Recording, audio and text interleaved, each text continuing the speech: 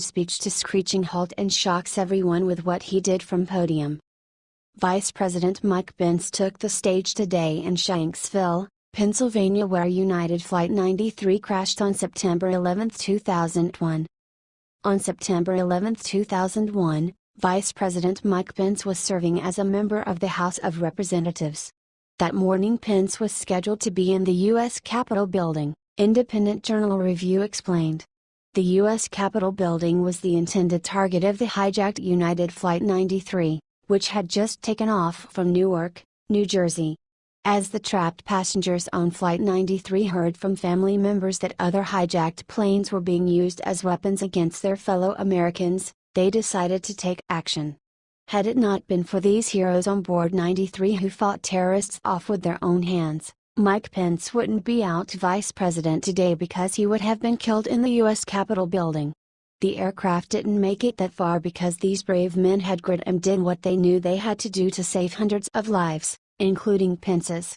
Vice President Mike Pence counts himself among the lives that were saved by the actions of those passengers, IJ Review added. With tears in his eyes and a heart bursting with gratitude for these passengers who he couldn't personally thank, the appreciation for their bravery was palpable from the podium where Pence stood. Pence's incredible story of remembrance was a beautiful tribute to the brave men he honored.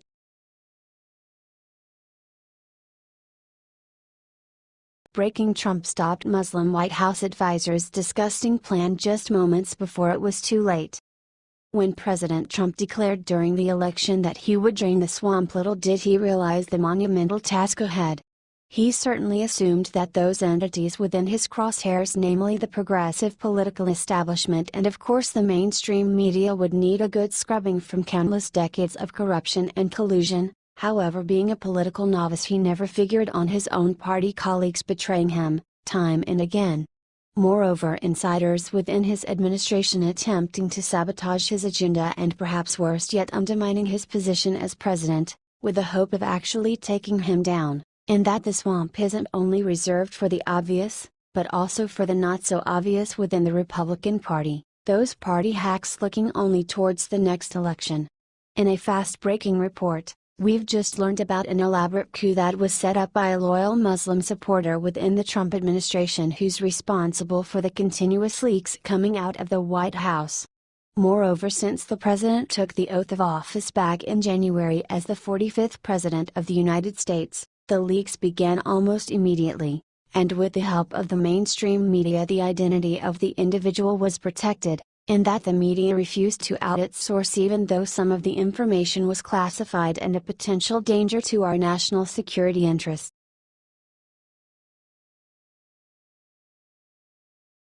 Breaking: Judge orders investigation into Clinton lawyers. A Maryland judge has ordered an investigation into 3 lawyers who helped Hillary Clinton scrub her private emails while she was Secretary of State. Washington Times reports, a Maryland judge ordered the state bar to open an investigation Monday into the 3 lawyers who helped former Secretary of State Hillary Clinton to delete her private emails. Circuit Judge Paul F. Harris Jr. said the complaints lodged against David E. Kendall, Cheryl Mills and Heather Samuelson were egregious and said the state bar couldn't brush them aside by calling them frivolous. There are allegations of destroying evidence, Judge Harris said at a hearing Monday morning, where he said the state's rules require the bar to conduct investigations no matter who raises the complaint, and can't brush accusations aside. The complaint was brought by Ty Clevenger, a lawyer who has pursued sanctions against Mrs. Clinton and her legal team in several venues, and who is also pressing the FBI to release details of its investigation into the former top diplomat. Bars in Arkansas and the District of Columbia, as well as federal courts, had brushed aside requests from Mr. Clevenger, who is seeking to have the lawyers suspended or disbarred.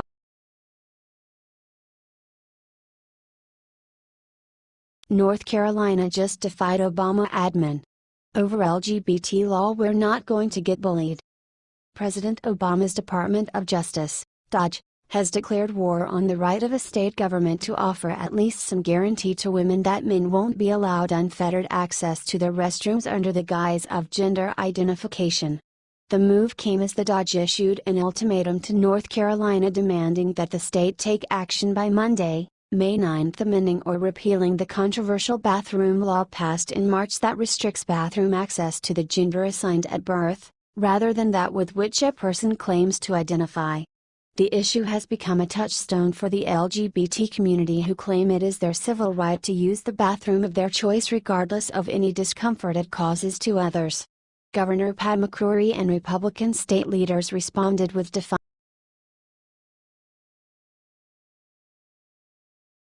Badass Texans player just shut down every whiny protester on his field with what he brought to game. As oppressed millionaire NFL players continue to make a mockery of our country while insulting every single soldier who fought, bled, and died for this country by protesting our national anthem, other NFL players like Justin James J. Watt have been working tirelessly to organize hurricane relief efforts for the past several weeks. Watt, who is defensive end for the Houston Texans, raised a whopping $30 million just in the last week and a half alone, putting every kneeling douchebag in the NFL to massive shame. Rather than taking a knee or using his time in the spotlight to act like a gigantic jackass, Watt ran onto the football field for his first game since Hurricane Harvey with a gigantic flag, symbolizing the incredible spirit of Americans uniting after the catastrophe. A patriotic gesture that anti-American morons like Colin Kaepernick can't even comprehend.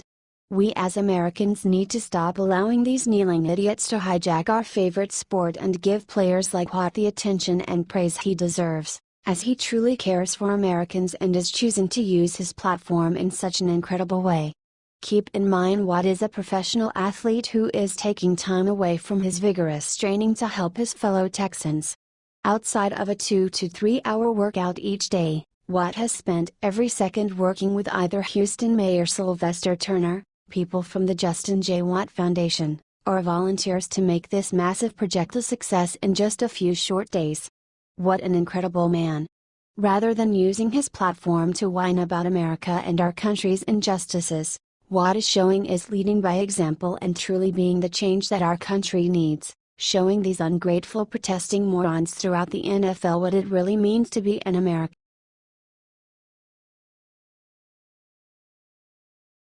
Florida sheriff just pissed off every thug in his state with sign he put up after deputy shoots looter.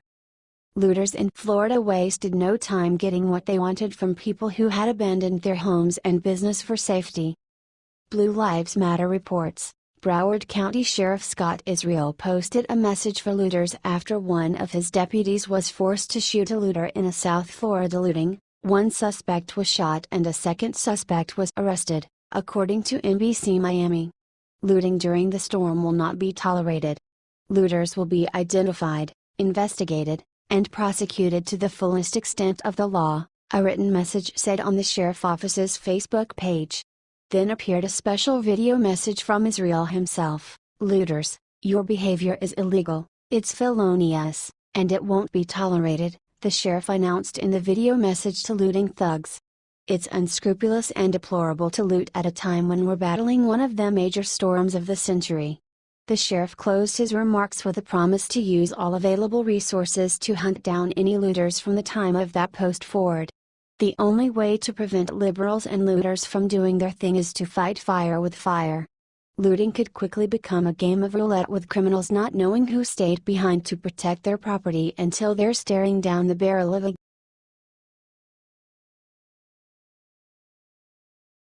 Dairy Queen just royally enraged every liberal in town with new sign they just put up overnight. Schweinman posted on his door a sign that the left would deem as politically incorrect, and in all reality, it isn't. The sign reads, "This restaurant is politically incorrect. We have been known to say Merry Christmas, Happy Easter, God bless America and give away free ice cream sundaes to veterans on Veterans Day." The bottom of the sign says in large letters, "In God We Trust." The sign was posted 4 years ago after a customer came into the establishment and complained that there was Christian music being played. The sign has hung there for the last 4 years without a problem, but that streak ended about a week ago when one snowflake saw the sign and took to social media to complain. Ashley Coleman saw the sign hanging outside the door and was triggered by the sentiment and needed to take a snapshot of the sign. Daily Wire reported, "Business is good, Noted local CBS reporter Julie Parise, thanks in part to a sign that's hanging on the front door. Business owners in the area also came to Schoenman's defense. "We're all just liking each other and having fun." Dairy Queen has not dictated the owner take down the sign, but they did distance themselves from the poster in a statement. "American Dairy Queen Corporation does not encourage our independently owned and operated franchisees to post non-business related messages in their locations or on their external reader board.